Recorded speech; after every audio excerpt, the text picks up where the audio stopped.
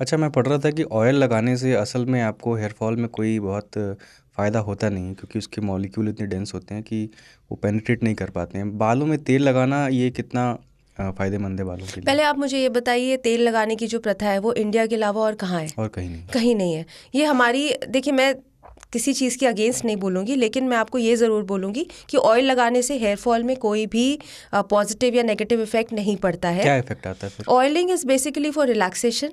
Oiling से condition होते हैं बाल, लेकिन ऑयल से बाल झड़ने रुकते नहीं हैं। शाइनी, थोड़े स्मूथ दिखते हैं बस। शाइनी हो गए, स्मूथ हो गए, दैट्स ऑल।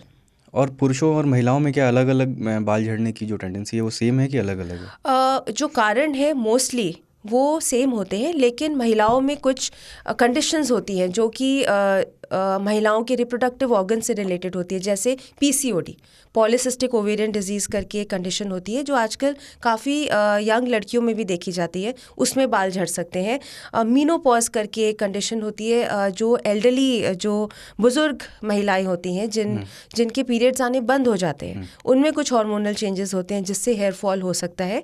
कुछ ट्यूमर्स होते हैं जो कि लेडीज़ की यूट्रस से या उससे रिलेटेड हो सकते हैं। इसके अलावा, जैसे मैंने ट्यूमर की बात की, एक कीमोथेरेपी ड्रग होती है, किसी को भी कैंसर हो जाए, वो अगर दवाई लेते हैं उस कैंसर को क्योर करने के लिए, तो उससे भी कुछ टेम्पररी टाइम के लिए बाल झड़ सकते हैं, लेकिन वो बाल वापस आ जाते हैं। जी।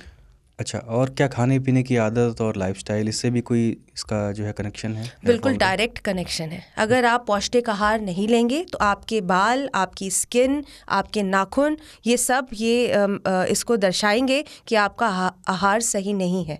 और अगर आप आहार सही लेंगे, आपकी स्किन भी ग्लो करेगी, आपके बाल भी लश्चरस रहेंगे, शाइनी रहेंगे और मजबूत रहेंगे। इसके अलावा स्मोकिंग, जो लोग बहुत स्मोकिंग करते हैं, काफ़ी रिसर्च करी जा चुकी है, इसमें बहुत रिपोर्ट्स पब्लिश हो चुके हैं अभी तक कि स्मोकिंग से हेयर फॉल बढ़ता है।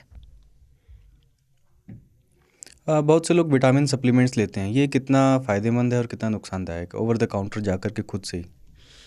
देखिए, विटामिन सप्लीमेंट्स नॉर्मली अगर आप दिन की एक गोली ले रहे हैं, कुछ महीनों के लिए ले रहे हैं, बिल्कुल ठीक बात है, उसमें कोई नुकसान नहीं है। लेकिन आप लेते ही जा रहे हैं और आप सालों साल ले रहे हैं, तो हाइपर विटामिनोसिस की कुछ कंडीशन हो सकती है। जैसे विटामिन डी, वो आपने बहुत ज़्यादा लिया, विटामिन ए बहुत ज़्यादा लिया, तो वो ज़्यादा मात्रा में आपकी आँखों पे, आपकी बोन्स पे कुछ नेगेटिव प्रभाव कर सकता है।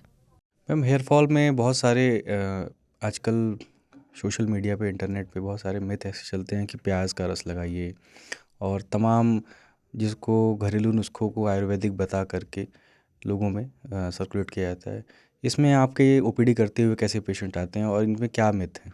बहुत सारे पेशेंट्स आते हैं मेरी क्लिनिक में जो कि प्याज का रस लगाते हैं या प्याज के onion based shampoos over the counter या इंस्टाग्राम की मार्केटिंग से इन्फ्लुएंस Eggs. होकर खरीदते हैं। एग्स है, या किचन में बहुत सारा सामान है जो ले लेके अपने सिर पे लगाते हैं, लेकिन इन सब चीज़ों से हेयर फॉल पे कोई भी असर नहीं पड़ेगा। हेयर फॉल कभी भी इन सब चीज़ों से कम नहीं होता। हमने अपनी बुक्स में कभी ये नहीं पढ़ा है, ना ही इसको साइंस सपोर्ट करती है।